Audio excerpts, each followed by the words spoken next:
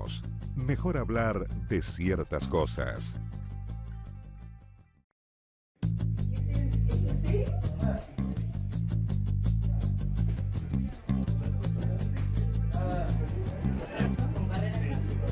Ha sido un mal año, pero... Yo creo que no voy a jugar con la Pasa mucho.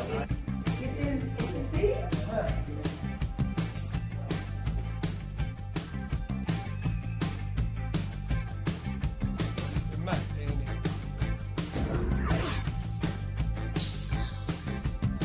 ojalá que esté.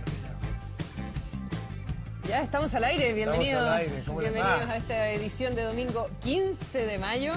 Como Ve- siempre, mejor hablar de ciertas cosas. 22:41 tengo yo. ¿Cambió la hora? ¿Cambiaste la hora? Cambié, pero la acabo de cambiar. De Uy, hecho, qué le estaba problemas. preguntando a uno de nuestros invitados cómo se hacía. Estaba medio complicado. Yo opté por lo mismo que él, ponerlo no automático, que no reconozca la zona horaria automática porque si no la agenda se te va a la punta del cerro. Pero tenemos más temas que esos esta noche, Consuelo Saavedra.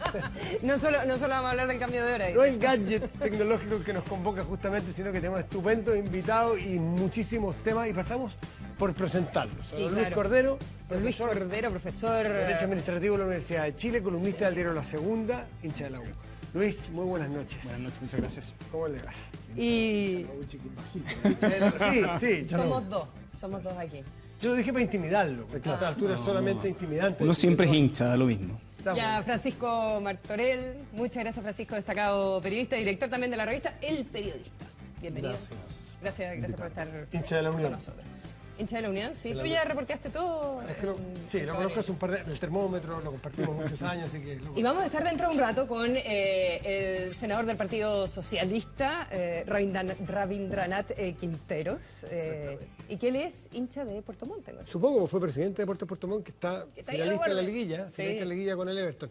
Senador Pero- por la región de los lagos, por supuesto vamos a estar conversando de todo lo que está sucediendo en el sur y también conocer su opinión de qué manera, qué evaluación hace él de la forma en que el gobierno ha estado llevando adelante la negociación por esta crisis de la marea roja. Temazos. Vamos a partir con... ¿Nos separamos un minutito? ¿Sí? ¿Sí? Sí, ¿O hacemos no? un corte. Don César, nos separamos un segundo. No, parece que no todavía. No, vamos al tiro entonces con, Sí, pero con la a ver, conversación. sí, partimos con la conversación no en Chiloé, no en nuestro país incluso, sino que nos aventuramos a la región y a Brasil, que es el país más grande de Latinoamérica que pasa por un momento realmente complicado. El día jueves fue separada, fue alejada, suspendida la presidenta Dilma Rousseff, a la espera que en máximo 180 días se decida si es que efectivamente ella va a ser separada definitivamente de su cargo o vuelve a su cargo. Bueno, hay algunos, y en la disyuntiva y en la pregunta, quizás Luis, el que desde el punto de vista más técnico nos puede aclarar un poco la película, ¿esto es un golpe o eso no es más que un eslogan político, decir, aquí hubo un golpe, me sacaron? Otros dicen, ¿qué golpe? Se sigue el itinerario constitucional brasileño absolutamente perfecto a la pata, al pie de la letra. ¿Les parece a ustedes que esto es un golpe más allá de lo que sucedió con el día jueves? A ver, lo que pasa es que uno puede decir, mire, se han seguido el procedimiento constitucional y eso no es un golpe, ¿no? Hay otros que llaman a esto neogolpe, o hay algunos que están refiriéndose a esto como los dramas de las democracias en América Latina. Yo técnicamente creo que lo que revela el caso de Dilma es un problema central de las restricciones que enfrentan los sistemas presidenciales.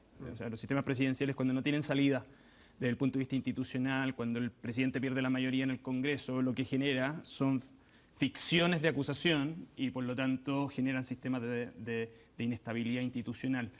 Como en sistemas presidenciales no hay salida anterior, lo que hace en general el régimen institucional es que radicaliza la institucionalidad. Chile en parte ha vivido eso, hay 2 acusaciones constitucionales contra ministros de educación en el pasado que operaron de la misma manera. Y por lo tanto, yo creo que desde el punto de vista institucional uno podría mirarlo de ese modo, ¿no? Lo demás se lo dejo a las personas que saben más de... Una ficción institucional, eso es interesante. Y nos mencionó Luis Cordero a dos ministros de educación que fueron acusados constitucionalmente cuando aparentemente no había en su momento así una acusación que tuviera mucho caudal técnico como para llevarla adelante, sino más bien fue un conteo de votos de oposición al gobierno en su momento. Sí, yo creo que lo que se impuso en Brasil fue una mayoría parlamentaria en un determinado momento y se castigó a Dilma por sus primeros años de gobierno y por el año y medio que lleva ahora. pero en el fondo, si tú analizas, la justicia no probó el delito que se la está acusando. ¿Cuál es el delito, así en términos simples y periodísticos? Es haber utilizado fondos de los bancos públicos brasileños para pagar programas sociales a la espera que el Tesoro entregara los dineros que estaban en el presupuesto. Es decir, una especie de malversación. Usó plata de acá donde no debía hacerlo. Bicicleta presupuestaria. Bicicleta y que le llaman... maquillaje. Pedaleada. Esa pedaleada la usó 100 veces Cardoso, la usó 6 veces Lula y la usó muchas veces también, pero menos, mucho menos que los otros dos, Dilma. Sin embargo, con esta mayoría y con este momento que se le dio y la ineficiencia que mostró en algunos de su gobierno y este año y medio con una baja de popularidad, sirvió para que una oposición unida pudiera hacerse del gobierno. ¿Por qué? Porque además sabe que en las próximas elecciones, hasta ahora, no tiene muchas posibilidades. Una oposición que además estaba dentro del propio gobierno de Dilma, pero muchas personas se preguntan qué legitimidad tiene un Congreso donde hay un porcentaje tan alto de los parlamentarios que están siendo investigados por los casos de corrupción, por todo lo que se conoce como Lavallato, el caso Petrobras. Si bien a la presidenta no se le está acusando en una situación vinculada con Lavallato, con Petrobras, muchos de los parlamentarios que están votando a favor del impeachment sí están siendo investigados. Entonces, ¿cuál es la legitimidad de un sistema político que vota a su presidenta, pero que también tiene todos mucha ropa sucia que lavar? Y que deja al vicepresidente, porque si se cometió el delito, lo cometió este gobierno. Exactamente. Presidente y vicepresidente. Y es el vicepresidente el que asume. Y un vicepresidente que también tiene algunas acusaciones de estar metido en unos hechos de corrupción y de plata, por lo tanto no dejan a una persona que por así decirlo inmaculada. A ver, lo interesante aquí también es que no se sabe si la presidenta en este maquillaje o en esta bicicleta eventualmente le sirvió para su reelección. No olvidemos eso. Podría ser también. Bien, pero no era ese el foco de la acusación. Sí, no, y además decir eso es en el fondo decir que prácticamente todos los presidentes en todos los sistemas presidenciales que utilizan sus cargos con el propósito de ser reelectos cometen infracciones indebidas, ¿no? Yo creo que al final lo que demuestra el caso de Dilma es precisamente qué sucede en un sistema presidencial cuando el presidente de la República pierde la mayoría en el Congreso. Y como no puede generarse en el sistema institucional nuevas elecciones, lo que se genera inevitablemente es la radicalización de la situación. Un atajo. Y especialmente porque el sector de oposición tampoco quiere elecciones. No le conviene. Así no le conviene. Pero es un atajo institucional porque si hubiese un sistema semipresidencial o parlamentario directamente, lo hubiera pasado sin ningún trauma, Dilma Rousseff fuera. Ahí hace un año a lo mejor hubiera perdido, cuando perdió básicamente el apoyo del principal partido que estaba en su coalición, hubiese perdido la presidencia. Pero lo que pasa es que... y a lo mejor podemos sacar lecciones para Chile, necesidad de cambio institucional, o en el diseño institucional, en estos presidencialismos exagerados.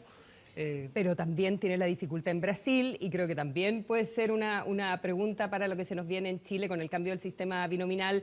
Tremendamente compleja la conformación de las fuerzas parlamentarias porque hay mucho partido chico. Sí. Entonces, Petrobras y todos los escándalos de dinero también se vinculan con comprar parlamentarios y donde la posibilidad de hacer gobierno y tener una mayoría parlamentaria, todo el mundo sabe que en Brasil se vincula a prebenda y a manejos económicos por debajo.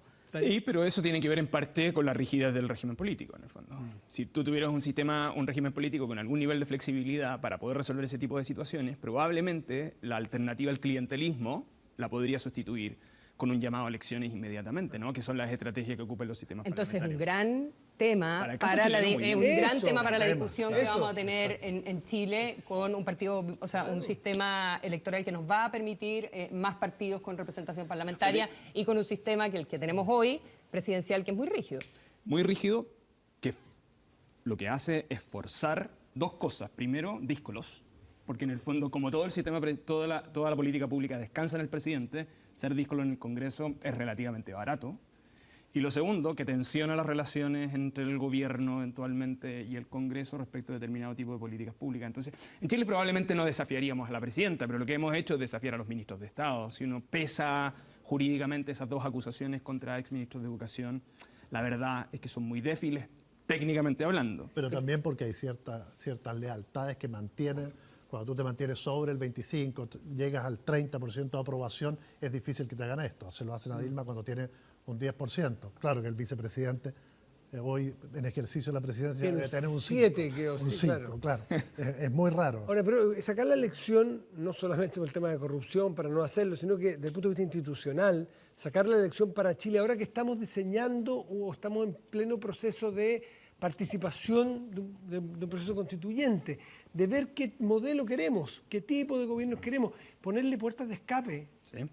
Puertas de escape es como una sala de cine, que está bien marcadito el escape. Cuando no hay puertas de escape, bueno, queda la escoba, y aquí queda una escoba. O usas una puerta que no era de escape, como se usó con Dilma, acusarla cuando no había mucho de qué acusarla. Le inventaron una acusación porque era la puerta de escape que encontraron para salir de este gobierno sin respaldo parlamentario. Mira, en general hay una vieja afirmación que dice que la mejor manera de derrotar a un oponente político ocupando las herramientas del Estado de Derecho, en el fondo, o querellándote, o acusándolo, es decir, una manera... Golpes legales. Claro, como tú lo quieras denominar, y eso de una discusión más política o más sociológica, ¿no? Pero por eso los diseños institucionales son tan relevantes. A mí no me extraña, por ejemplo, que parte de Renovación Nacional esté discutiendo un régimen político distinto precisamente por lo mismo. O sea, la enseñanza del caso de Dilma, lo que está sucediendo en otras partes de América Latina con presidencialismos muy rígidos, son experiencias bien interesantes de cara a la discusión constitucional chilena hoy día, en el fondo. Y por eso es tan importante que en esta alternancia que hay en el poder, todas las fuerzas tengan posibilidad de llegar. Esto ocurre cuando hay fuerzas que no tienen posibilidad de llegar por la vía electoral. Y es ahí cuando utilizan distintos mecanismos y, como tú dices, en este momento deslegitimado o imposible realizar un golpe de Estado, los golpes blancos, entre comillas, son los que más sirven, Oye, se adecuan a esto. La muestra de que el problema no era la corrupción o el maquillaje, la bicicleta financiera, ni los problemas de Dilma, lo ha puesto el propio Michel Temer en su primer día de gobierno, que lo único que habla es de necesidad de superar el problema económico. O sea, ese era el problema real. La crisis económica asfixia con un déficit fiscal enorme, entiendo, del 10%, y además que Temer inmediatamente entiende que tiene que hacer gobierno desde su gabinete y nombra a incluso tipos del PT, tipos que habían sido ministros de Lula en el gabinete de Temer. Es decir, él vuelve desde su gabinete a recomponer una coalición política porque esa es la forma de gobernar. Eso entendió Temer, que era la forma de sobrevivir en un gobierno en Brasil. Ahora, en un gobierno que además en una de esas solo le duraría 180 días. O sea, Temer la tiene particularmente difícil porque tiene que atacar el tema económico, pero con un plazo que son medidas completamente impopulares, reducir déficit fiscal, recortar gasto social, eso evidentemente que es impopular, lo tiene que hacer además en 180 días y con una popularidad por el suelo, o sea, tiene que hacerlo con aliados, como dices tú, pero es una tarea. Va a ser más tiempo porque es muy difícil que se revierta. Cabify, los taxistas fue uno de los temas de la semana, sin lugar a dudas. ¿Qué es lo que dirán nuestros invitados hoy en la mesa? ¿Serán partidarios de un modelo u otro, de convivencia? Pero depende si ¿Por puede qué gobernar pasó o no, lo que porque pasó si ya se le haría el imposible jueves en las calles de Santiago? Nada en el Parlamento.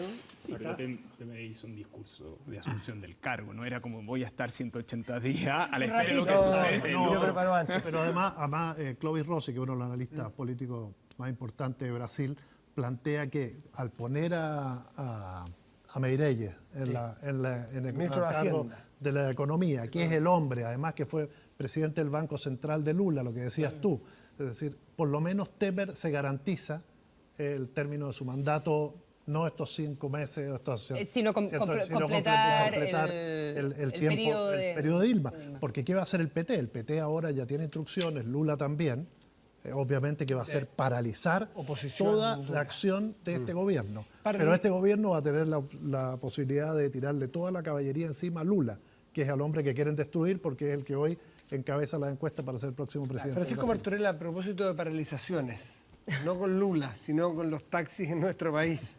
El 12, esta semana, fue esta paralización de, ¿cuántos llegaron? ¿5.000 taxis más o menos? Sí, Bueno, no sé si están contabilizados. Entre colectivos de taxis, sí. 5.000 que realmente paralizaron, bueno, aquí vemos las imágenes, la Alameda en su pista sur con pleno éxito. Bueno, estaban autorizados por lo pronto, así que era un dato que iba a ser así.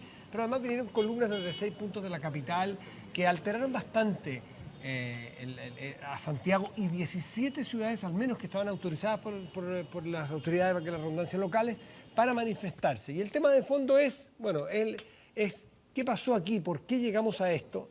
No es monopolio de Santiago, ha pasado en innumerables ciudades del mundo. ¿Por qué se llega a esto? ¿Por qué el cambio de la tecnología es tan traumático ¿Qué mirada tienen ustedes de lo que pasó? ¿Qué es lo que puede pasar hacia adelante en lo que pasó con Uber, Cabify y los taxistas amarillos, con techo amarillo? ¿Y qué ha pasado en otras cosas? Sí. Yo recuerdo cuando trajimos Publimetro a Chile. ¿Qué pasó el diario con gratis. el diario gratuito, el primer diario gratuito de Sudamérica? Lo mismo. Los suplementeros en su momento se opusieron porque dijeron esto va a bajar las ventas, va a bajar la circulación, afectaba la torta publicitaria de otros medios, pero además los otros medios estaban preocupados porque la gente no iba a comprar. Y si tú ves, el mercado se termina regulando, aumentaron las ventas, incluso los periódicos escritos, los suplementeros vendieron más. Pero en ese caso nadie podía argumentar una ilegalidad en la distribución de un periódico gratuito. Se argumentó y se llegó a la No, sí, me acuerdo la Corte Suprema. situación. Me acuerdo la Estuvo situación casi de los 6 o 7 suplementeros, u 8 meses sin salir el periódico con un recurso de no innovar ante la Y amparo ante la económico Corte que de finalmente Apelaciones. se ganó. Por eso Exacto. el periódico se distribuía fuera del Y metro. cambió el nombre. Se llamó Metro, se dejó de llamaba- ser No, y tenían se sus llamó propios UNG. distribuidores. Tuvo que tener claro, todo un sistema. Pero lo que voy es lo siguiente, que lo mismo va a pasar aquí. Es decir, yo le pediría a todos los que se ven enfrentados a estos ataques de la tecnología, al correo con Gmail, a los periódicos impresos con los digitales, a los que compran todo a través de Internet, incluso en China, etcétera, que tengan paciencia. Porque finalmente, ¿qué ocurre en casos como estos? Es decir, si tú tienes un buen servicio por ambos lados, mejora para todos lados. Los taxistas van a tener que estar obligados a generar un servicio que compita con este Uber. Va a bajar los precios y finalmente van a ser los consumidores los que se vean favorecidos. Yo estoy de acuerdo contigo, pero yo creo que hay un problema que es un poquito mayor en el A ver. fondo y que yo creo que revela esta situación y que poco se discute. Nosotros venimos congelando el parque automotriz del año 1998 y si ustedes miran los congelamientos son 2 años, 5 años, 5 años. Efectivamente, los dirigentes de los taxis hablan de que se acaba de haber prorrogado por el año 2015, ¿no? Pero si uno mira la historia regulatoria del tema de transporte público, es bien dramático. Nosotros comenzamos esa reforma en el 91. Yo quiero recordar que todavía el sistema de transporte público está liberalizado en el caso de Chile, que solo bajo circunstancias excepcionales como congestión, contaminación, el Estado puede licitar el uso de las vías. Entonces, lo que revela el caso de Uber no es solo un problema de tecnología al final del día, es no solo cómo cambian la prestación de servicios de interés general, sino que también cuando esos cambios tecnológicos se producen entre medio de una indefinición de política pública que es muy severa. Y yo creo que en transporte público es lo que nos ha pasado durante los últimos 25 años y tratamos de hacer algo a principios de los 90, el 91. Y de ahí en adelante hemos ido avanzando progresivamente. Las prórrogas sucesivas en el caso del congelamiento del registro de taxis es una demostración de eso. Y yo creo que esa discusión contamina el debate de la tecnología en el fondo, ¿no? Porque en principio podríamos estar todos de acuerdo. No, pero yo no solo, por eso te decía, no solo tecnología, yo creo que hay que tener paciencia, porque creo que cada vez vamos a poder usar menos el automóvil, vamos a tener que dejarlo más en la casa. Hoy Santiago es una ciudad prácticamente invivible. Donde salga, a la hora que salgas hay tacos. Entonces, ¿eso qué va a hacer? Que cada vez vas a necesitar más transporte público, vas a necesitar más Uber y más taxi con techo Francisco, amarillo. pero y todas las empresas recogiendo que una están. cosa que dice Luis respecto de cómo queremos que funcione nuestra ciudad en términos de cantidad de autos, del tipo de transporte que tenemos, Uber se presenta como parte de la economía colaborativa, donde yo tengo un auto particular que lo estoy usando de todas formas y en mis tiempos libres, cuando no estoy usando el auto para lo que yo lo uso, me sumo en esos tramos a Uber y circulo con gente. Pero todos sabemos que la gente está comprando vehículos solo para usarlos en Uber. Entonces no es tan colaborativo, sino que el chofer de Uber compra el auto, trabajando para Uber, lo paga, por lo tanto son autos adicionales que están entrando a la ciudad. Pero además hay un problema sistémico. O sea, alguien puede argumentar que en realidad nos vamos a repletar de vehículos en la ciudad trasladando... Sí, pero el tipo que no van a seguir comprando si es que el negocio va a llegar a un punto que no va a ser tan eficiente, no se va a pagar solo el auto y se va a regular, creo yo, la venta o el aumento del parque automotriz por esa vía. No es lo mismo que pasa con las restricciones vehiculares, con quien pueda comprarse un auto que se han abaratado bastante. Eso sí que puede llevar a que se amplíe el parque. No sé si Uber va a llevar a la ampliación del parque. Yo creo que se va a regular porque nadie va a comprarse un auto para perder plata. Si el auto va a ser tu economía. Hoy da. Hoy aparentemente da. Y en varias ciudades da. Cuando uno toma un Uber y conversa con los choferes, se da cuenta que están todos más o menos contentos. No, el El Pero problema también era, hay un tema de satisfacción del cliente. En la Sí, medida que tengamos taxis limpios, buenos, sin olor a cigarro, que circulen bien, que te cobren lo justo, etcétera, eso también pero- tú entras en un sistema de competencia real. pero yo creo que eso tiene que ver de cara de la perspectiva de los usuarios, ¿no? El usuario dentro del vehículo. Pero el punto de vista ciudad, el punto de vista de política Bueno, pública, claro. tenemos un problema muy Sí. serio en el fondo. Y ese Pero eso problema, está dado por los dos lados. y ese problema, porque estamos con esta rigidez, ¿no? Y que te da origen a este binomio legal o ilegal. Y lo segundo, que es el efecto del plan de descontaminación de la región metropolitana, que va a imponer restricción vehicular a vehículos con convertidor catalítico anteriores al año 2012, ¿no? Y eso puede tener también un efecto sistémico. O sea, yo creo que hay un problema que no tiene que ver necesariamente ver con Uber solamente, sino que tiene que ver al final con el modelo del sistema de transporte público de la ciudad de Santiago. Ahora, tú postulas que como está hoy es ilegal este tipo de servicio. Yo creo que el gobierno tiene herramientas para resolver este punto, ¿no? Uber dice que está amparado en un decreto 80 de transporte privado. Yo creo que también es una exageración llevar el argumento a ese límite, ¿no? Yo creo que el gran desafío que hay es hoy día saber si va a haber regulación o no va a haber regulación sobre este sistema, entre otras cosas porque el congelamiento lo que produjo fue un efecto en el valor Eso, le pusiste del un precio. cupo y por lo tanto los taxistas también están defendiendo ese valor de la noche a la mañana. Si el sistema de transporte se liberaliza, eso que valía, no sé, 1 millón y 15 millones, tanto. 15 millones de pesos puede llegar a valer 2 pesos. Es que siendo es que hay bastantes valores distintos. Así Se ha hablado es. de 5, de 10. Pero hay un punto que sí. A ver, ¿quién puede dudar que la tecnología es lo que viene y que hay que adaptarse a eso? Pero aquí no hay buenos y malos en el sentido que los taxistas también tienen algunos puntos a favor que hay que considerar. Por eso creo que el gran responsable aquí es el gobierno y el Ministerio de Transporte, que ha estado ausente de la discusión desde el punto de vista de una propuesta innovadora que pueda consensuar como en Nueva York, que hoy día tú pides los taxis amarillos, por lo que estuve leyendo, a través de plataformas como Uber. Pero, por ejemplo, poco se dice que los taxistas amarillos, que si bien tienen una cuota cerrada y tienen porque pagan este privilegio de ellos poder andar, que ellos no pueden entrar al centro de Santiago, por ejemplo. Y Uber o Cabify o el que fuere sí puede entrar porque es un auto común y corriente, es un auto particular. Entonces los taxistas dicen, a ver, que nosotros pagamos un tanto, una patente especial, y nosotros no podemos entrar ahí y ellos sí pueden. Entonces competencia desleal, es decir, aquí no tienen unos la razón y otros no. Aquí hay una cuestión que claramente hay una zona gris que hay que regular para bien del mercado, del usuario, de los precios, pero yo veo que el Ministerio está ausente, por lo menos en los debates. No lo veo con una propuesta innovadora para la realidad chilena. Y eso es lo que me parece más complicado. Yo creo que era un conflicto predecible. Sí, predecible. Sí. Y yo creo que Santiago tiene casi todo. problemas adicionales en su sistema de transporte público, Puede ser. al cual se suman. Y que, claro, el Ministerio probablemente no lo debe estar pasando muy bien por lo No, mismo, ¿no? no. Porque al final del día dar una solución en el caso de Uber no solo tiene que ver con resolver la ecuación taxistas-Uber, sino que además tiene que ver con un panorama. Tuvo 3 años, tuvo 3 años, No, es sí, la autoridad. lleva mucho tiempo, pero también ahora Vamos a interrumpir, pero brevemente esta conversación. Hacemos una pausa y ya seguimos aquí en Mejor Hablar de Ciertas Cosas. Recuerden por Twitter, #MHCC. No se lo gratis un día.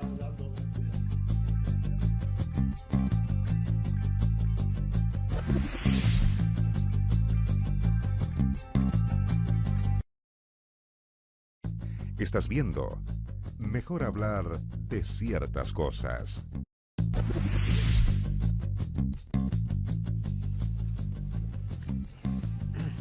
Estamos de vuelta aquí en Mejor Hablar de Ciertas Cosas. Consuelo Saavedra presenta a nuestro invitado. Senador Rabindranath Quinteros, bienvenido.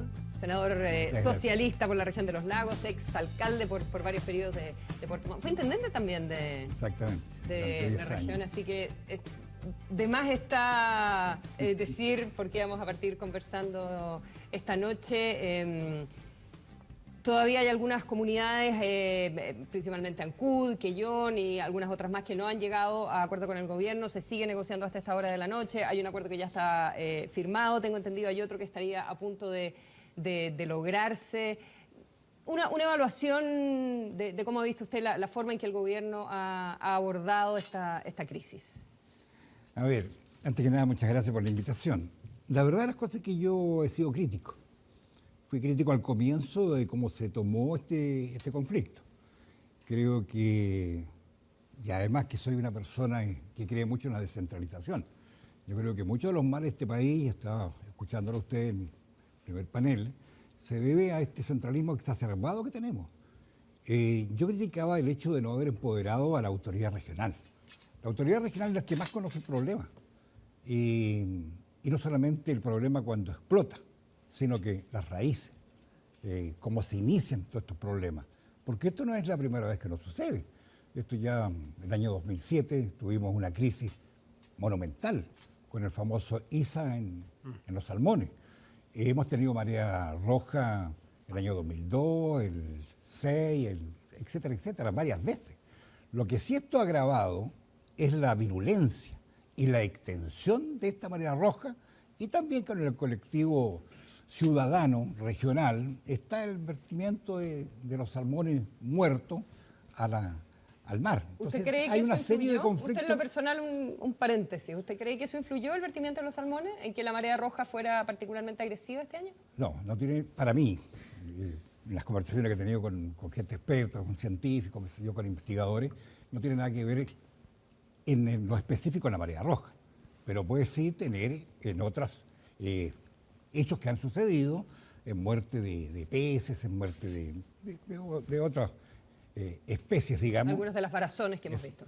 La varazón también tiene una explicación científica, sobre todo la varazón de las machas, pero está ese sentimiento regional, sentimiento de la gente, de que nos sentimos abandonados, y no solamente pasa en la región de los lagos, yo diría que en todas las regiones del país hay ese sentimiento contra el centralismo. Entonces, para mí, estar enviando, aunque sea ministro, y lo digo con mucho respeto, aunque sea ministro, qué sé yo, hay que empoderar a la autoridad correspondiente, a la autoridad regional, a los alcaldes, etcétera, etcétera. Pero, senador, en ese mismo aspecto, porque usted fue 10 años intendente, Así es. 12 años alcalde, y lleva un par de años de senador. Ya. Es decir, en la zona usted es un hombre que ronca y fuerte, ¿o no? Sí. Por lo menos soy conocido. Entonces, lo que no entiendo es qué pasa con las autoridades regionales, porque usted habla de centralismo, pero qué pasa con las autoridades regionales que no son capaces de roncar fuerte también en Santiago y que lo escuchan en La Moneda, porque lo lógico es que la gente de allá lleve el reclamo a sus autoridades, esas autoridades lleguen a Santiago, los escuchen y ustedes vuelvan con la solución, y no que estemos esperando que llegue un delegado presidencial. Bueno, ¿Qué esa pasa ahí? es la crítica que yo he hecho, precisamente que he hecho. Porque yo dije la semana recién pasada, en este mismo canal, que el conflicto no debiera haber superado las 48 horas, pero con un gobierno regional fuerte, empoderado, con facultades, con financiamiento y con autonomía. Pero acá da la impresión de que todo hay que consultarlo. Por eso yo estoy, hoy día ya, esto es pasado. Hoy día, claro, hay un ministro más empoderado, ¿no es cierto?, que es el ministro coordinador, ha sido designado. Ya, lo que yo dije ya es pasado. Hoy día lo importante es cómo terminamos rápidamente esta crisis. Pero, senador, yo creo que hay dos problemas, ¿no? Uno es el problema del corto plazo, del que usted habla, y otro es un problema más sistémico. Totalmente de acuerdo. Y yo tengo la sensación de que Lo importante la para crisis- mí es lo que viene. Esta crisis lo que revela Así es. es más bien un problema sistémico Así es. en la costa del Pacífico. Totalmente de acuerdo. Y que yo creo que al final puede terminar no solo por producir un impacto en la actividad productiva de esa zona, sino que en general en la costa chilena. Entonces, mirado de esa perspectiva, hace algún sentido, ¿no?, que exista un ministro en la zona, si es que uno mira en perspectiva también de solución de largo plazo el problema, o de adaptabilidad en el largo plazo, creo yo, ¿no? A ver, si lo vemos en lo puntual, sí. Pero hoy día que esta tragedia nos sirva de experiencia y que tomemos las medidas para desarrollar en lo productivo en buena forma lo que no hemos sido capaces de hacer durante todos estos años. ¿Qué aprendió la industria salmonera de la crisis de Lisa? Nada. ¿Cuánto invirtió el Estado para apoyar a esa industria? Hubo más de 20.000 desocupados. Se destinaron 7.000 millones de pesos para enfrentar esa crisis. Más encima, en forma indirecta o directa, el Estado fue aval de la industria salmonera con los créditos que tenían en los bancos chilenos y extranjeros. Entonces, veamos de toda esa inversión que se hizo, digamos también cuánto vamos nosotros como Estado de Chile a asignar para que la región de los lagos cambie la forma de productiva, tenga centros de investigación y estemos constantemente monitoreando la marea roja u otros fenómenos o lo que pasa después de toda la acuicultura, de todos la producción de salmón, cómo está el fondo marino. Entonces, la marea roja llegó para quedarse. El cambio climático llegó para quedarse. Entonces tenemos que pensar a mediano y largo plazo. Pero eso también tenemos que desarrollarlo, y los gobiernos regionales, si tienen potestades, si tienen facultades, si tienen recursos, evidentemente que van a priorizar lo que les conviene a sus regiones. Pero lo que usted está pidiendo, que es hiper razonable, es cambiar la idiosincrasia chilena también, porque ese mismo discurso yo lo podría trasplantar a las zonas mineras. Ahora que estamos en una baja del precio de los commodities, alguien puede haber dicho, ¿cómo no aprovechamos los 10 años o X años del boom con un precio increíble del cobre para tener los centros de investigación más potentes del mundo en cobre y la investigación, y por qué no tener las mejores universidades con las mejores carreras, en fin, allá, y ahora una baja en el precio del cobre, estamos sufriendo un problema que no solo afecta a la zona norte del país, sino que a la economía chilena. Bueno, Por eso el peso específico del cobre es distinto que al salmón. Por lo tanto, Pero por eso que le dije al comienzo. en largo Matías, plazo no por eso se le dije nos al da comienzo, tan no bien. solamente en la región de los lagos, son todas las regiones del país que se sienten postergadas. Por eso lo dije al comienzo. Porque hay una cosa que me gustaría, usted conocedor de la zona como pocos, si uno buscara zonas de Chile deprimidas, complicadas, no creo que la región de los lagos estén encabezando los rankings. La transformación económica en los últimos 20 años, con todos sus, que a lo mejor tiene lados negativos, medioambientales, etc., pero la diversificación de la economía en esa zona, los salmones, el turismo, es decir, no es de las zonas más complicadas ni más azotadas de la economía chilena de los últimos años, ni mucho menos. Entonces, ¿cómo se explica usted que hoy día hay un movimiento social detrás de un problema que fue puntual, que es Marea Roja, que despierta y encuentra eco en la población? A ver, un expresidente de Salmón Chile, don César Barros, dijo en una oportunidad, en una cena de la industria salmonera, que esta era la industria más exitosa que había existido o que existía en el país en ese momento. Estoy hablando después de la crisis. ¿Qué ha pasado con la...? Claro, ha dado empleo. El Estado también ha invertido. Tuvo que invertir en caminos, en agua potable, en luz eléctrica, en posta, en escuela, para poder desarrollar esa... Yo no estoy diciendo que esa empresa no dio trabajo, pero también qué rol social cumplió esa empresa. ¿Cómo se portó con la ciudadanía donde estaba inserto? ¿Cumplió algún rol? Díganos usted, ¿qué pasa? Conoce, ¿no? Yo creo que no. O sea, Yo creo que no. ¿eso es lo que hoy día llaman la economía extractiva solamente? Exactamente, exactamente. Y hoy día nos encontramos con esto. Hoy día nos encontramos que todo el mundo reclama por la contaminación de nuestros mares. Todo el mundo reclama por la contaminación de nuestras costas. Que no hubo preocupación de limpiar. O sea, aquí ha habido facilidades para el desarrollo de una industria. Y las autoridades en su momento, cuando estaban haciendo esta economía extractiva únicamente contaminando y dejando las externalidades negativas de costo de la población, ¿dónde estaban las autoridades? ¿Usted era una de las autoridades? Bueno, como autoridad en mi época me correspondió la primera parte.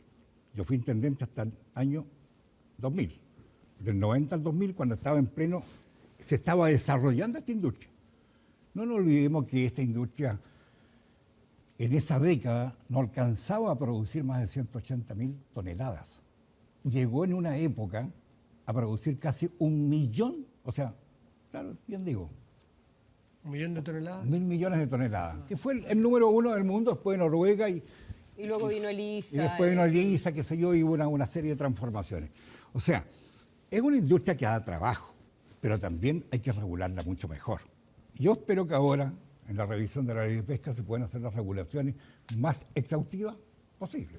Ahora, Porque incluso, sí. incluso ellos mismos hablan de que hay que, digamos, regular un poco la producción. Ya se conforman con 400.000 toneladas y no el millón que estábamos hablando. Lo quiero volver un poquitito a lo que fue la manera en que el gobierno llevó adelante las negociaciones. Revisemos unas declaraciones que hizo el ministro Burgos. Usted estuvo con el ministro Burgos en La Moneda en la semana, El jueves pasado. ¿verdad? Veamos algunas de las declaraciones que hizo respecto de cómo se estaba enfrentando entonces esta crisis en el sur. Ahí está. Básicamente, no somos un gobierno de billetera fácil, no lo vamos a hacer porque eso sería irresponsable. ¿Cómo le cayeron a usted esas declaraciones? Si hubiese sido un poquitito más de billetera fácil en un comienzo, ¿habría apagado el incendio más rápido? En primer lugar, yo creo que fueron unas declaraciones bastante desafortunadas. Creo que a nadie le puede caer bien en una región que le digan eso. Yo creo que también lo dije en esa oportunidad, que había que preocuparse en forma inmediata de la emergencia que estaba pasando mucha gente. Muchos recolectores de orilla, los buzos mariscadores y otros que son los más afectados, porque después el conflicto ya tomó otras dimensiones. Hay otros problemas, qué sé yo, problemas ya de cada comuna. No, evidentemente no estoy de acuerdo con esa declaración. Nos acordamos de la frase de Reinieri. ¿Se acuerdan el ministro de Energía para el caso de Punta Arenas? Ese ministro que dijo se acabó la fiesta por el tema del gas en Punta Arenas. Bueno, sí. Esa fue... Además fue justo el día que estaba llegando el delegado presidencial a negociar. Pero mira, yo me gustaría repasar un poco porque hablamos de las señales. En mayo del año pasado, 2015, hubo una varazón de 30 y algo ballenas en la zona, que llegaron algunos científicos a estudiarla, fue descubierta estas ballenas por científicos extranjeros. Ha sido muy raro, eso lo fuimos conociendo como por Exacto. capítulos, fue muy extraño. Después, unas científicas le pidieron a Cernapesca que hicieran una investigación, que colaborara, que hicieran un sobrevuelo, que fueran al lugar para investigar por qué habían varado estas ballenas. Cernapesca dijo que no tenía presupuesto, me imagino que fue Cernapesca regional, firmaron un acuerdo con National Geographic para hacer un programa y todo quedó ahí, nunca supimos por qué ocurrió. Esto fue en el Golfo de Penas. En noviembre, antes de que se arrojaran estas 4,7 mil toneladas de salmones al mar, hubo una varazón, la más grande en la historia de las varazones de ballena en el mundo, 337 ballenas. Es decir, ya estábamos frente a un fenómeno que nos decía calentamiento de agua, fenómeno del Niño, los vientos alisios, Asia y todo el cuento este. Por lo tanto, si las aguas subían cierta temperatura, era muy probable que este fenómeno del Niño, que ya estaba siendo anunciado desde agosto del año pasado, nos provocara una marea roja en Aysén, y como la extensión, habíamos tenido las ballenas en mayo, las ballenas en noviembre, iba a ser mucho más grande y iba a llegar a Chiloé. Entonces, todas esas señales nadie las vio, nadie las lee. A ver, Eso es lo que el año 70... ¿Cómo no somos capaces como país? Y cuando ocurre la catástrofe, que el otro día un hombre de una pesquera me decía, esto es como un terremoto como el 8.9, igual que el 8.9, con la diferencia que cuando llega la ayuda, además la gente la bloquea. Entonces, la primera en situación marea de catástrofe, bloqueada o impedido de llegar la ayuda. La primera marea roja que llegó a Chile fue el año 70, a Punta Arenas. A Punta Arenas, claro. Y en Hace, los 80 hace en cerca de Aysén. 30 años que se convive en Aysén con la marea roja. O sea, esto viene de sur hacia norte. Cuando hace un par de días atrás dicen que en Guaycoya, en la región de los ríos, se detectó, que ya felizmente abrieron, pasó el fenómeno. Yo no encuentro razón, lo que usted acaba de decir. Pero no culpemos, o sea, aquí asumamos la responsabilidad como Estado. ¿Por qué no se monitorea todo esto? Exactamente, pero asumámoslo como Estado. Sí, O sea, claro. nosotros no nos hemos preocupado como país, como Estado, a hacer las investigaciones correspondientes y a entregar los recursos para que las universidades regionales tengan los centros de capacitación y los centros de estudio y estén monitoreando estos fenómenos que estamos viendo. Tú, Luis, has trabajado harto en institucionalidad medioambiental. ¿Qué ¿Está funcionando? falla ahí? Es que pasa que hay dos cosas. La primera, yo tengo la sensación de que estamos actuando nuevamente de modo reactivo. Yo no sé si la información no existe, yo creo que la información existe, pero está dispersa, ¿no? O sea, una de las cosas que uno puede evaluar de los procesos de catástrofe es que habitualmente las agencias gubernamentales tienen separadamente la información, pero no la comparten, ¿no? Y yo creo que de cara a lo que viene, yo creo que los datos son bastante decidores de lo que está sucediendo con las temperaturas en todo el sector del Pacífico. Las consecuencias probablemente van a ser de largo plazo. Y yo creo que lo que debiéramos es estar trabajando a estas alturas es cómo integrar los regímenes de monitoreo en distintas partes de esa zona. O sea, perdón, lo que usted dice entonces es que existe la información, que existen los laboratorios, pero no se entrega la información. No, Yo le digo, por ejemplo, en el caso de ELISA, dentro de los recursos económicos, se apoyó en partes para construir un laboratorio y otras cosas a la empresa EWOS en Calbuco. Pero ¿dónde está la información? ¿Qué se aprendió con ELISA, la industria salmonera? ¿Por qué de nuevo después de 7 años tienen el bloom de las algas. Si hay tantos científicos preocupados, si están tantos los recursos que se le han asignado o existen, ¿cómo lo detectaron que venía este bloom? Pero ELISA no tiene nada que ver con el no, Bloom. no. Y Estoy ELISA, diciendo- hasta estoy donde yo diciendo- entiendo con ELISA, Pero estoy y voy a diciendo que tener que hace... defender a los salmoneros. Consuelo, ¿qué horror? perdón, perdón. Pero estoy diciendo que hace Pero ELISA 7 aprendieron después de a que tenían 7 que ser años. menos salmones por jaula, a que Sí, tenían que hacer bueno, cosas ¿por qué vino la tierra mortandad adentro. entonces? Sí, pero senador, yo creo que... ¿Esta mortandad del Bloom? ¿Por qué? Porque se les acaba el oxígeno con el Bloom ¿Y de por las qué? algas, hasta donde yo sé. ¿Y por qué? Según Porque yo, había un exceso de peces, pues. No, está bien, No, pero yo y creo era porque el Bloom se produce, de lo que yo he leído, yo no soy de la camarina ni nada, pero de lo que yo he leído tenía que ver con que cambian las condiciones de temperatura del mar lo que reitero y de es los que canales, y desgraciadamente salen la más estas algas. investigación que tenemos no la usamos. No, pero hay dos cosas que yo creo que son relevantes. Primero, aquí estamos hablando de investigación y de información que no solo tiene que ver con la que se produce en Chile, sino con la que se está produciendo en el mundo, ¿no? Y lo segundo, que tiene que ver en la manera en cómo nosotros profesionalizamos a nuestras agencias gubernamentales para tomar decisiones. Ahora, yo creo que usted tiene razón en un punto, ¿no? Porque una es la información que está disponible y otra es que las acciones debieran estar Que las apliquemos. descentralizadas. Y yo creo que ahí tenemos un punto, pero ese punto no solo tiene que ver con este caso en particular, yo creo que en general, para situaciones de estas características, lo que generan son estrés institucional. Y como generan estrés institucional, produce una especie de parálisis.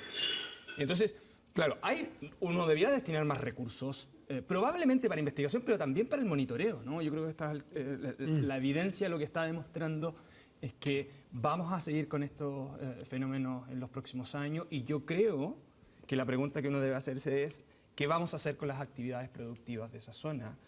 Uno debiera pensar no solo en la adaptabilidad climática, sino que en la adaptabilidad económica de esas Y una zonas. reconversión de algunas. Y yo creo que ahí hay una pregunta y interesante. además, a si largo estás plazo. monitoreando, te puedes adelantar y hay forma de sacar marisco y congelarlo y venderlo en otras épocas. Eso lo hace España, lo hace distintos países. Exactamente, tiene que toda la sean- razón. Hoy día se desintoxican Si la marea roja los vino para bivalvos quedarse, con marea sí. roja y lo aprovecha la industria. Sí, lo que pasa es que nos obliga ¿Se a pueden ver- desintoxicar? Sí, exactamente. A ver, lo permitido por el ser humano es 80 miligramos en 100 gramos de carne, de bivalvo, o sea, bien digo. De ahí para arriba Es tóxico. es tóxico. Altamente tóxico, claro. Entonces, la industria en España, lo que acaba de decir, es así. Y aquí también lo hizo, tengo entendido que, a ver cómo se llama, Robinson Crusoe, no quiero asegurarlo, pero una empresa también lo hizo. Cuando llega el límite de los 80, lo desintoxican en forma, digamos, con autoclave, no sé, el sistema técnico, Pero se puede. Pero se puede hacer. Entonces, lo que estábamos diciendo, evitaría la cesantía, qué sé yo, porque esa gente, si se detecta que va a venir esto, pueden extraer los mariscos antes, qué sé yo. O sea, se puede hacer una serie de cosas. Pero hay que invertir para poder apoyar la reconversión. Felizmente, hay científicos que a raíz de todo esto están disponibles. Me envió un correo un científico que es de Puerto Montt, pero está radicado en Londres, y que se dedica a esto, que es don Carlos Fuente Greenewald. También he tenido conversación con Benjamín Suárez, que es profesor de la Universidad de Chile, qué sé yo, toxicólogo, ya. O sea, hoy día, a raíz de esto, nosotros no vamos a dejar pasar esta oportunidad, entre comillas, oportunidad trágica, de exigir que se hagan las cosas como corresponde. Ahora, senador, uno es eso, uno es saber, y otro es cómo pensar lo que vamos a hacer hacia adelante en esa zona. Yo creo que podemos terminar teniendo toda la información disponible, pero si no hay adaptabilidad a los programas de desarrollo de esas zonas, finalmente vamos a seguir replicando el conflicto, Bueno, pero anticipando la información, que quizás... Luis, pero hay un tema institucional que hablábamos antes. Si es que las soluciones vienen desde la calle Teatino Sí. para Puerto Montt, estamos en un problema muy de fondo. Los problemas tienen que venir desde la intendencia o desde el experto o desde el decano de la universidad, por ponerle algún nombre, y que, claro, tú tienes que al final a lo mejor conseguir una firma de un cheque, pero que el que nazca entienda de la y el que región. propone y el que se sienta a la mesa, el ministro Césped hace lo mejor posible, pero no podemos pretender que el ministro Césped, por mucho que sea ministro de Economía y Fomento, sea quien lleve soluciones de mediano y largo plazo. Él tiene que juntar a sus expertos locales. Si es minero, en la zona minera, si es de pesca, en la zona de los lagos, etcétera.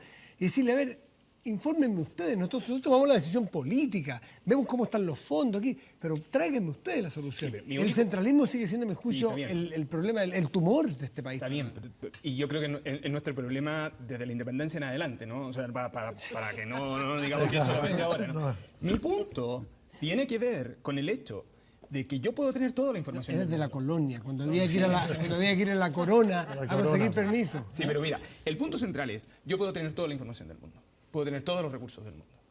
Pero si la política pública no es de largo plazo, con indiferencia de cuántas administraciones pasen, la verdad es que los resultados los vamos a seguir, va a ser una profecía autocumplida.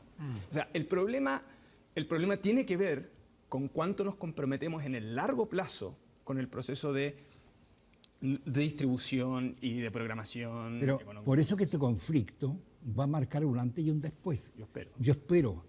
Espero que los pescadores artesanales no dejen pasar la oportunidad de pedir los recursos necesarios para diversificar primero en la acuicultura pequeña y mediana escala.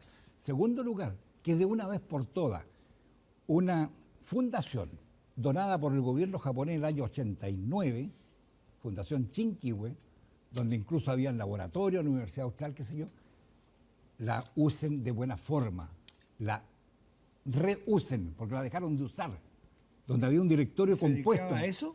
¿A investigar? A investigar, adelantarse? exactamente, a desarrollarlo. ¿En qué momento se dejó de usar? Bueno, Pero bueno, La ¿qué? japonesa hizo varias cosas, también lo hizo en materia de contaminación atmosférica. Bueno, pero a ver, cuénteme, usted me dice, bueno, no, pues yo no me bueno, quiero quedar con bueno, desgraciadamente yo he sido Hubo más muy presupuesto. crítico, Pero cuente. porque desgraciadamente no le asignan los recursos necesarios.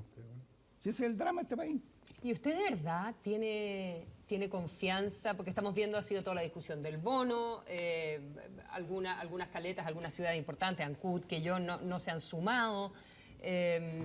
Hay marea roja para 30 días más, por lo menos. Por lo menos, pero que se van a instalar estas mesas de conversación, estas mesas de negociación. ¿Usted de verdad tiene confianza que va a salir algo de ahí? Usted No dice, solamente- esto va a ser un antes y un después. ¿No cree que van a ser unas mesas y que van a salir unas platas del INDAP y subsidios por otro lado y que no va a pasar mucho más? ¿Cuántos planes de desarrollo de Chiloé no conocimos No solamente antes? tengo confianza, yo creo que se le va a exigir el cumplimiento de verdad de los planes que están haciendo. La gente de Chiloé tiene paciencia, la gente de Chiloé son muy buenas personas, son muy gentiles, muy amables, ¿Y todo. cuáles son esos Pero la compromisos? paciencia se agota. ¿Y cuáles son esos Lo que compromisos? estamos Más allá del pago conversando, del... yo no estoy en la mesa de negociaciones. Yo lo que supongo, por eso que estoy diciendo, ¿No tiene, ojalá- ¿No tiene un orejero? No me gustan los orejeros. ¿Qué esperaría usted, senador? Entonces? No, yo espero que realmente, primero que solucionemos el problema inmediato de la gente que es más carenciada, pero en segundo lugar, que veamos lo que estamos aquí conversando, que haya una reconversión, que haya, haya apoyo real a la acuicultura de pequeña y mediana escala. Sí se pueden hacer muchas cosas. Hay muchas ideas que se pueden desarrollar sin perjudicar a los salmoneros, pero también que ellos se pongan la manito en el corazón y digan, es verdad, tengo que ayudar a las comunidades donde estamos instalados, porque harto provecho hemos sacado. Como siempre, mira a la conclusión que llegamos, que es obvia, público y privado. O sea, las instituciones que den el marco y los privados que les ha ido estupendamente bien y han dado trabajo en buena hora, que también se pongan con lo suyo. Exacto. Y aporten para que deje ser una economía extractiva y sea una ¿Hay economía... ¿Hay algún sector, tenemos que ir a la pausa y decir, Sí. ¿hay algún sector empresarial así como grande, potente, que uno lo pudiera usar en Chile como ejemplo Referente. de referente, de qué manera te vinculas con la comunidad y no eres solo extractivo? A ver, yo creo que Porque- el sector minero ha tenido que aprender a golpe, Sí, pues. ¿no? Yo creo que pueden haber un par de experiencias ahí, pero después de haber Como sector, sufrido pero como muchísimo. sector completo me cuesta Lo que pasa encontrar con uno, Suelo porque- que cambia la Gracias economía en el mundial. periodo de Lo instalación, que pasa es que hace desgraciadamente más en este responsabilidad país social y los después- empresarios son capitalistas para las ganancias y socialistas para las ¿Y pérdidas. no han cambiado su juicio? Dejémoslo a la vuelta, senador socialista. ¿Han cambiado los empresarios? Vamos a hacer una pausa porque, por lo visto, es mejor hablar de ciertas cosas.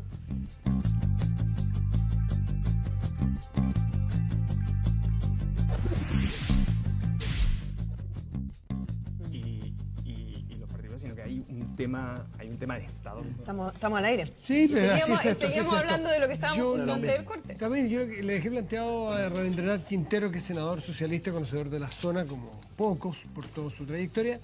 Es una aseveración aquí, usted. ¿Y usted cree que no han aprendido los sectores empresariales de Chile? Aquí sacándolo saliendo de Chiloé, hablando ya como senador nacional, ¿Usted cree que el sector privado no ha aprendido, no ha mejorado, no ha evolucionado a entender el contexto o el medio ambiente donde trabaja y opera? Yo creo que no. Yo creo que no han cambiado. Sí, están demasiado acostumbrados a la ganancia, la ganancia, la ganancia. Veamos el 701 en el tema forestal. A ver, ¿Quién fue el que más se benefició? Las grandes empresas de la celulosa, grandes exportadoras, qué sé yo. Que es el subsidio, expliquemos, el subsidio para la siembra de ciertas especies. De ciertas especies, ¿no es cierto? Ya. No estoy diciendo que fue malo para el país. No estoy diciendo eso. Estoy diciendo que desgraciadamente la cancha... ¿operó como chorreo? ¿Fue bueno para el país en cuanto le fue bien a ellos? ¿Eso nos quiere A decir? ellos, pero no hubo chorreo. Veamos los pequeños agricultores, los pequeños propietarios. Y aquí, desgraciadamente, se beneficiaron las grandes empresas. Por eso que hoy día muchos se oponen a que esto sea renovado. Y los propios agricultores también se oponen. Salvo si se hace una ley que sea en forma específica para el pequeño, pero realmente el pequeño, y ojalá con bosque nativo. Ahora, convengamos que ese es un problema No, lo entiendo. que viene la ley de bosque nativo. Lo entiendo y de va a más. haber Es un una ejemplo que política estoy en el poniendo. Congreso de sacar leyes cortas. Eso fue en agua, eso en bosque. Es un ejemplo que estoy poniendo, pesca. nada más.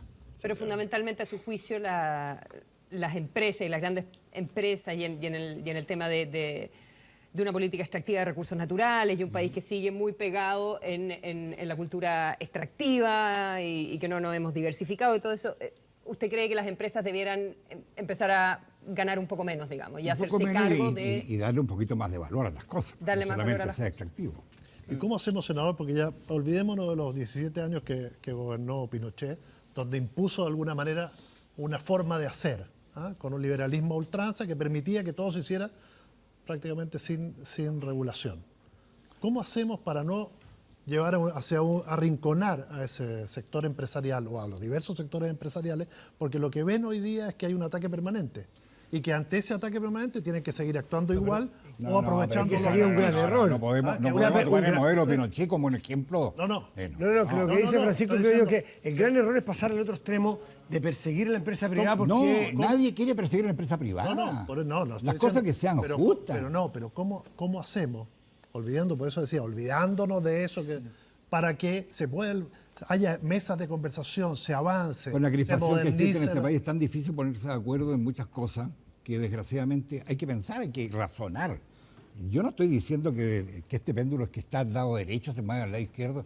No estoy diciendo eso. Estoy diciendo que busquemos la fórmula, que seamos un país más civilizado, que seamos más justos. Si la desigualdad es de verdad aberrante en este país. Y eso es lo que nos tiene todo complicado. ¿Usted cree que esta va a ser la última manifestación que vamos a tener en el país? Esto de Chiloé. Pues hoy día, No, en hoy cualquier día momento va a tuvimos explotar en Caleta cualquier Portales. otra cosa, en cualquier otra región. Y ¿Y la por pesca qué? en el Por la norte también rabia está que mal. existe en la ciudadanía. Existe una rabia del estado de cosas. Y eso es lo que tenemos todos. Ok, Yo no tengo la receta. Está bien, pero ¿cómo la protesta social se enfrenta de dos formas? O con beneficio o con represión. Represión sabemos que no Esa es la ha sido correcta. nuestra política. Esa ha sido la Ojo. política. ¿Cómo hacemos para pensar un país que pueda enfrentar la protesta social de una manera distinta, que no sea con el bono ni con la represión, que son las formas que habitualmente este país lo utiliza? Bueno, pero en Con lo que, Por eso, pero a largo largo plazo. plazo, Pero ¿cuándo va a ser? políticas de ¿Cuándo la desarrollo? empezamos a construir? cuando analicemos bien la Constitución y veamos qué país queremos. Perfecto. ¿Y usted se hace cargo de que la retroexcavadora del gobierno que usted pertenece generó un ambiente de crispación, ayudó al ambiente de crispación, o usted sencillamente cree que recoge una crispación que estaba en la sociedad? No, yo creo que también fue una frase desafortunada. Yo creo que también se le sacó mucho provecho a esa frase desafortunada del colega senador y amigo, pero se le sacó un provecho ¿Pero fue exagerado. aislada o estaba en el espíritu de muchos de la nueva mayoría? En nadie estaba ese espíritu jamás. Por lo menos en mi persona nunca existió ese espíritu de revanchismo de algo. Yo fui preso político, estuve relegado. Si yo soy del norte, yo llegué como preso político en la región de los lagos. No tengo ningún ánimo de revanchismo, de nada absoluto. Imagínense, yo 25 años en cargos regionales, de año intendente, 2 años y elección popular. Entonces, soy primera mayoría nacional. Entonces, ¿de qué revanchismo estamos hablando? Entonces, hay que ubicarse bien en el contexto y decir las cosas con altura de miras, con respeto, Pero aquí hay un enradamiento, diría que es verdad. La gente está indignada. Y eso tenemos que, entre todos, toda la sociedad chilena, tiene que hacer un esfuerzo para que podamos bajar los decibeles y tener un país en paz y un país que crezca, que prospere todos los sectores. En ese sentido, senador, usted mencionaba el proceso para redactar una nueva constitución como una válvula donde esto se puede soltar, o es una oportunidad para poder incluir en la Constitución estos temas. O la otra pregunta es si vamos a generar unas expectativas gigantescas respecto a un texto donde finalmente no puede estar todo tan detallado. Usted es profesor de Derecho Administrativo, Sí. Ruiz, ¿no es cierto? Sí. Usted sabe que una Constitución no tiene que ser un volumen de 2.000 hojas. No. Acotada, corta, precisa y concisa.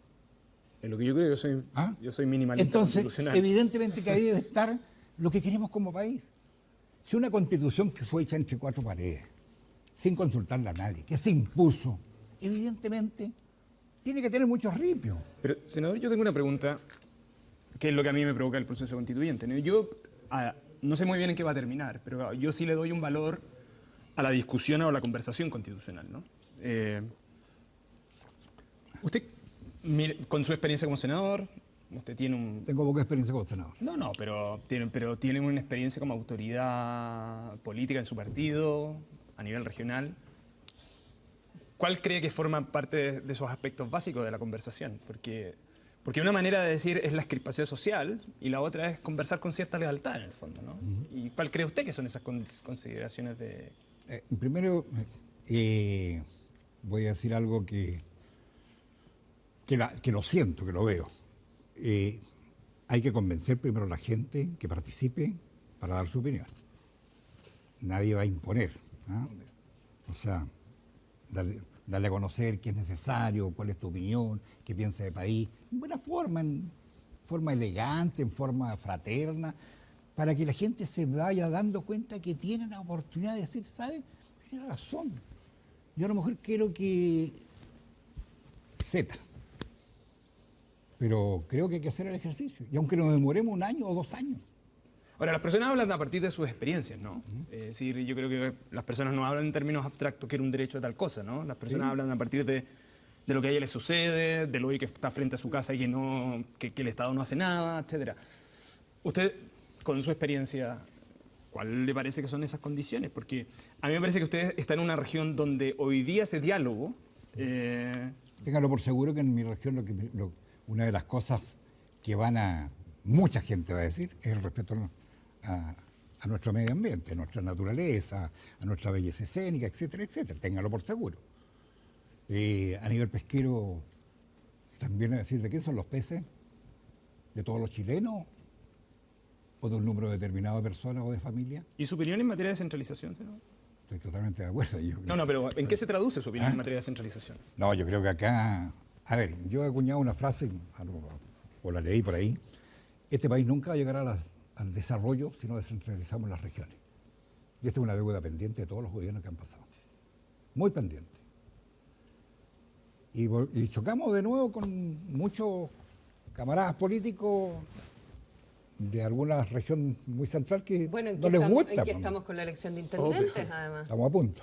Pero estamos a punto hace rato. Claro, pero usted se consulta, los que somos de regiones, todos estamos dispuestos, estamos esperando. Senador, volviendo al punto anterior, hay algunos que proponen que este periodo de discusión de la Constitución se abra a que la gente se junte también para expresar rabia. ¿Está de acuerdo con eso? Que estos cabildos también permitan que sea como una especie de catarsis, porque hay mucha rabia, entonces va a haber poco espacio para hablar de una Constitución si primero nos sacamos la rabia. Estamos en democracia, yo creo que todas las manifestaciones que vemos todos los días es sacarse la rabia. Estas marchas que se hacen día por medio, todos los días, es precisamente para expresar su... ¿Pero cree que ayudaría también en estos cabildos? A lo mejor, ¿no? Se azotaban algunos para sacarse la ira. Pero este es un momento para disentir también y que el disentimiento, que tener discrepancia no sea una especie de deslealtad, ¿no? Pero no, yo creo que no. Es que lo que pasa es que parece que nos acostumbramos demasiado a la dictadura. Entonces todavía nos rompemos bien el huevo y y algunos se asustan. O a tener una práctica democrática no crítica. Que es otra manera. Hay algunos que temen y tienen parte basada su desconfianza en este proceso, en que creen que la Constitución ya está hecha, ya está redactada, está en un librito, y que todo esto es una mise en scène para darle respaldo ciudadano, Para que un sector político haga lo que se le ocurra. para sociabilizar. Y no es así. Y hay algunos dicen, la experiencia, los más críticos dicen, la experiencia de estos 2 años... Curiosamente, los críticos son los que permitieron que la otra constitución se hiciera en secreto durante 7 años.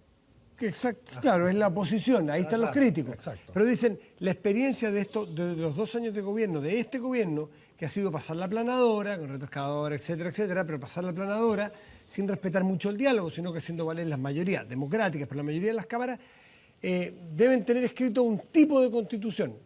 No estoy diciendo que eso sea, sino que eso escucho yo de los desconfiados. ¿Para qué vamos a participar si esto está viciado? ¿Cómo ustedes desde la mayoría democrática, pero circunstancial, pueden darle confianza y garantía a la gente que efectivamente este proceso es para escuchar los distintos sentires de la gente y no para darle sencillamente hacer una trampa o decir participando y que vean que no es esa la realidad? Este gobierno ni siquiera, en este gobierno no se va a ver la Constitución, no se va a ver. No se va a ver. Va a ser el próximo gobierno, entonces estamos adelantándole tarea al próximo gobierno. Entonces, Ni siquiera sabemos si el próximo gobierno, Va a poder. dependiendo de qué signo sea, va a querer o va a poder hacer una nueva constitución. Tampoco lo sabemos. Si fuera Sebastián Piñera, bueno, él ahora hizo una presentación constitucional paralela, digamos. Chile Vamos también está en un proceso paralelo y quieren hacer su... no le había dado la paralelo. importancia hasta hace un par de días atrás que... Es de verdad, una no nueva le constitución. había dado la No le había dado importancia. ninguna importancia. Sí, y Ahora se finalmente- dio cuenta que la gente está opinando y está bienvenido sea. Por eso cree que se subió al carro. No digo que se subió, pero bienvenido sea. Sí, ojalá la mayor cantidad de personas y gente. Él fue presidente de la República, tiene experiencia, responsabilidad. Evidentemente, todos los exmandatarios deben de dar a conocer su opinión. Da la impresión de que está instalada la necesidad de que va a haber no sé si una nueva constitución o al menos reformas. a la Pero que vamos constitución camino actual. a una... Lo que no me imagino, casi no conozco a nadie a esta altura que diga que la que está perfecta, que no hay que modificarla ni cambiarle el número de las páginas, no. Así es. Se instaló, aquí el cerco se corrió y se corrió de manera bastante severa. ¿A dónde se va a llegar es lo que no se sabe? Pero eso, tú que eres profesor y tú que te mueves un poco el ambiente de los constitucionalistas también, eso es un dato, ¿no es cierto? Perdón, la prueba es que este equipo de observadores, tenemos desde UDIs hasta gente, bueno, de la derecha y la izquierda y, De todo el y espectro fuera político. partidos también, y actúan como grupo y actúan como cuerpo, más allá de la opinión que tengan en particular de qué constitución. Y yo creo que hay un quieren tener. valor en la manera en que ellos han ido ejerciendo su, Sí, haciendo su función, cuerpo. ¿no? Ellos, por un lado, lo que han tratado de demostrar es que no son invitados meramente adjetivos y que cumplen un rol de transparencia del proceso. Y yo creo que eso ha sido positivo. Y hay todas las personas muy respetables, hay connotados constitucionalistas ahí también. Lo que pasa es que a muchos también les gustaría ser padres fundadores de algo, ¿no? Pero yo creo que en estos momentos lo relevante, más que el resultado constitucional, es las condiciones de la discusión constitucional. Yo creo que ¿Están dadas a tu juicio? que sí están dadas, completamente. Tiene que ver- Alamán dijo aquí el domingo pasado o antepasado que este era un partido con un árbitro saquero. Pero en los grandes números, en promedio, para los especialistas y los no especialistas, los temas más o menos están relativamente claros en el fondo. Esto de asumir de que es un partido jugado, me parece que a ratos es un poco un insulto a la inteligencia, ¿no? Yo no creo que sea un partido jugado, hay muchísima información disponible, creo que lo que hizo tu Constitución da algunos datos que son relevantes, probablemente los grandes números, lo que se realiza de este proceso va un poco a demostrar en ese sentido. Me parece que el hecho de que el Consejo de Observadores tomara definitiva y defendiera hasta el final que ellos estaban a cargo de resumir las conclusiones de este proceso, me parece que es un proceso que es un mecanismo de transparencia y de garantía para todos. O sea, ellos se empoderaron porque no había ninguna claridad de cuál era el verdadero rol y hasta dónde podía llegar en su trabajo. Hubo una Consejo suerte de Observadores. intento de intervención ahí. Hasta la semana Pero- pasada pero estuvieron lo- peleando. lo que pasa también es que cuando alguien quiere que nada cambie, se opone a todo. Y todo es crítica, todo es malo, todo es nefasto, sin participar. Pues, ¿por qué no quiere que cambie nada? Lo que dice la derecha es que ¿por qué quedarse pegado en los procedimientos cuando lo que se debiera estar discutiendo son los contenidos? Y por eso ellos dicen, nosotros tenemos acá ya ahora vía 80. Piñera, vía Chile Vamos, vía el propio Alamán, contenidos para discutir, no cabildos donde no sabemos quién ¿Dónde va a se discuten los discutir contenidos? qué. Claro, pero a ellos respecto a No, los pues se discuten los Participativo. contenidos como más... Más participativo. A ellos se les rompió el dique de distinto. contención, el manera cuando Felipe Cas y Evópolis se meten al Exactamente. modelo y Osandón Y Osandón también. se les rompe el dique y eso obliga a Piñera, obviamente, a todo el Chile Vamos, aparte importante del Chile Vamos, levantar esta propuesta Y, y ojo, quedarse fuera. y la propuesta de Chile Vamos tiene varias cosas institucionales que son, creo que, relevantes, pero además habla de Estado solidario y la pregunta cuánta lealtad a su tradición liberal. política y más liberal. A mí me parece bien esa discusión. No lograron ponerse de acuerdo entre las dos versiones, digamos, subsidiario-solidario, pero fue lo que dejaron un poquitito más... Sí, pero eso deja en evidencia la manera de ver la sociedad también, ¿no? Y yo creo que por eso es una discusión inevitable y llegamos a un momento donde no hay vuelta atrás. Senador, ¿usted por qué alternativa de discusión, porque le va a tocar votar eso en algún momento sobre procedimientos para votar la siguiente constitución? ¿Le gustaría una asamblea constituyente o le gustaría que los parlamentarios fueran parte de... A mí lo que me de la interesa es que discusión? tengamos una nueva constitución. El vehículo en que lleguemos a la nueva constitución, la verdad que ¿Tiene alguna preferencia? no me quita el sueño. No me quita el sueño. Lo que me- ¿Le preocupa alguna?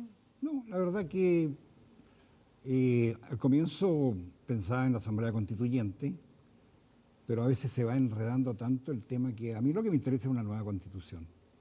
¿Ah? Si no es con la Asamblea Constituyente, pero es un bien amplia, discutida, qué sé yo. No tengo, digamos, un mecanismo ideal. Usted es parte, además, cambiamos de tema, no radicalmente, pero tiene que ver con su sector político, que no lograron llegar a un acuerdo, según dicen algunos, me refiero al caso Cervel, para hacer coaliciones, para hacer pactos, primarias, perdón, para las próximas municipales. ¿Usted efectivamente siente que hay un ánimo de sociedad de hacer primarias, de llegar a acuerdos para hacer primarias? ¿O siente que, en definitiva, lo que había detrás era una imposibilidad de llegar a acuerdos y que al final el tema de la hora de llegada de Isabel Allende fue un detalle? ¿Qué es lo que hay detrás de eso? A ver, empecemos por el detalle. Primera vez que se exige que los presidentes de los partidos estén de cuerpo presente en entregar un acuerdo. Punto uno. Segundo lugar, me imagino a los negociadores de los diversos partidos que debe ser muy difícil llegar a acuerdos entre 7 o más partidos y movimientos. Cuando todos quieren tener su candidato instalado. Soy partidario, en lo personal, y no sé si, creo que no alcancé a firmar la proposición que ya se hizo, pero la bancada somos partidarios, de que se legisle para obligar a las primarias, que hayan primarias obligatorias, no a contar de esta elección, pero a futuro, sobre todo de presidente, parlamentario y alcaldes. O sea, que no corre más el que tiene mantiene, que es lo que No, eso yo creo que... es lo que prima en las dos coaliciones. Y eso es lo que hace fracasar los acuerdos. ¿Pero usted cree que había un acuerdo listo esa noche? Si usted consulta en provincia, yo creo que todo el mundo de provincias quiere primaria. Sí, lo único que no quieren son los que están en el cargo. No, pero había la nueva mayoría, disculpe. Tenía un acuerdo... Tenía un acuerdo en muchas comunas, no en el 100%, pero en muchas comunas sí. Y tengo entendido que eran 23 o 25 en las que no se había llegado a acuerdo. Los demás todos se había llegado a acuerdo. ¿Pero 23 de cuántas? ¿De 90? No, de más. ¿No de las 345 comunas? No, si las 345 tampoco. Eso iban a jamás, aprobar. Son 66 comunas actualmente. Hoy día son 66. Ya, Alrededor de 66, sí. ya había escuchado 69. Tú, Luis, que eres experto en nuestro derecho administrativo, ¿qué opinión tienes respecto de lo que sucedió ahí en el Cervel? Porque el Cervel está renovado, está como renacido con dientes, como y muelas y uñas, como dijeron, para poder fiscalizar, pero vemos que tiene, de los 5 hay 4, de los 4 hay uno que le pide la renuncia al presidente, es decir, es una familia muy mal avenida, nos enfrentamos a una elección municipal ahora, muy pocos meses más, y el órgano que debiera certificarle a todos los chilenos de que las elecciones se hicieron bien y que los resultados son los que dan las urnas, están todos peleados pidiéndose las renuncias. Y no, ¿tú sientes que hay una fragilidad institucional? O sea, yo creo que lo que hubo fue una reforma con el propósito de fortalecer el CERVEL. Se creó un consejo, se reformó la Constitución para que fuera autónomo. Y yo creo que en el proceso de implementación, el éxito de una reforma se juega 50% en su aprobación y 50% en su implementación. Y cuando tú te equivocas en la implementación, generas consecuencias muy negativas y sobre todo problemas de credibilidad. Yo creo que este proceso de esta última parte está lleno de torpezas. Está lleno de torpeza en el requerimiento de la presentación de la comparecencia, está lleno de torpeza con los recursos que posteriormente presentó la nueva mayoría, que venían enmendados, que no estaban enmendados. Entonces, la sensación de que todo era extremadamente precario era muy grande, y la decisión del Tribunal Calificador de Elecciones, que yo solo quiero decir para los críticos, que estaba compuesto por 5 miembros, de los 4 son ministros de la Corte Suprema, y que integraron esta sala fueron 4 ministros de la Corte Suprema muy independientes y muy respetados en el fondo. Y yo tengo la sensación que lo que hizo, al final, el Tricel fue tratar de enmendar las cosas al lugar de donde no debería haber salido. El problema es que deja la interrogante de qué pasa de aquí hacia adelante, no solo en este procedimiento ahora, sino que qué va a pasar en procedimientos electorales de muchísima más densidad, donde la presión es mucho mayor. En el fondo.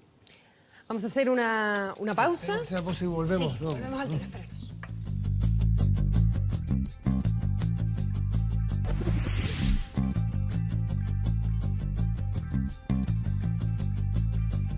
Estás viendo Mejor hablar de ciertas cosas. Con el Estamos de regreso y tenemos muchísimos libros para Oye, pero regalar un esta noche. segundito a Luis Cordero, que está aquí, que es experto en esto, en la práctica, como profesor, Del CERVEL. ¿qué hacemos para empoderar socialmente al CERVEL para que cuando en las elecciones de octubre vaya A, B o C resultado, la sociedad le tenga respeto a ese dictamen o a esa garantía que tiene que darnos el CERVEL? ¿Sirve el CERVEL como está hoy día o crees tú que hay que entrar a picar de aquí a octubre para tener un ¿Que CERVEL se nuevo? vaya todo en el CERVEL? Yo no sé si un profesor de Derecho puede responder eso. Lo que yo sí puedo decir es que las instituciones logran niveles de credibilidad en la medida que tienen tradición de fortaleza institucional. Y yo creo que esta reforma al CERVEL produce estos fenómenos de valle, y si se cometen errores ahí, afecta su credibilidad hacia adelante. O sea, el mejor ejemplo es lo siguiente. El CERVEL pide reforma legal para cumplir con la sentencia del Tricel y después retira esa solicitud. O sea, es bien absurdo que uno esté pidiendo una reforma legal para cumplir una sentencia judicial. Y yo creo que ese conjunto de torpezas lo que genera es una sensación de, bueno, tenemos densidad suficiente como para los desafíos que vienen hacia adelante. Yo creo que el nivel de robustez depende exclusivamente de las autoridades del CERVEL y por lo pronto de su consejo directivo, creo yo. Que está bastante minimizado en su... Diezmado. Diezmado, esa es la palabra en su realidad. Tenemos algunos libros, muchachos, que, como siempre, compartir con ustedes. Hoy día LOM nos envía 4 o 5 títulos. Buenísimo. LOM, La risa, ensayo sobre la significación de lo cómico. Henry Bergson, El miedo a los subordinados, de Katia Araujo, de nuevo La sociedad, todos de LOM. Sí, tenemos a Descolonizar y Metodologías, Antropología del Urbano, tenemos bastante, y también nos regalan algunas revistas que vamos a regalar. Listas, sí. Oye, y para el Twitter también vamos a regalar, que nos dejó Gustavo Huerta, así que esto está muy bueno, el libro que sacó sobre Jadwe. Exactamente, se llama Jadwe, Historia de una farsa. Y tenemos Giannini Público, esto es de la editorial universitaria, también entrevistas, columnas y artículos de Humberto Giannini, filósofo chileno. Qué lindo. Así que, bueno, varios libros. Aquí también los vamos a repartir y a través de las redes sociales. Gracias Luis Cordero, Francisco Martorell, senador Rangel Quintero, muchas gracias por haber venido. A ustedes Gracias a ustedes que por la invitación. participaron en el Twitter con el hashtag MHCC. Consuelo, hasta mañana. Matías, Que les vaya hasta muy mañana. bien. Y Chao. nosotros nos reencontramos el próximo domingo porque es mejor hablar de ciertas cosas. Chao. Chao.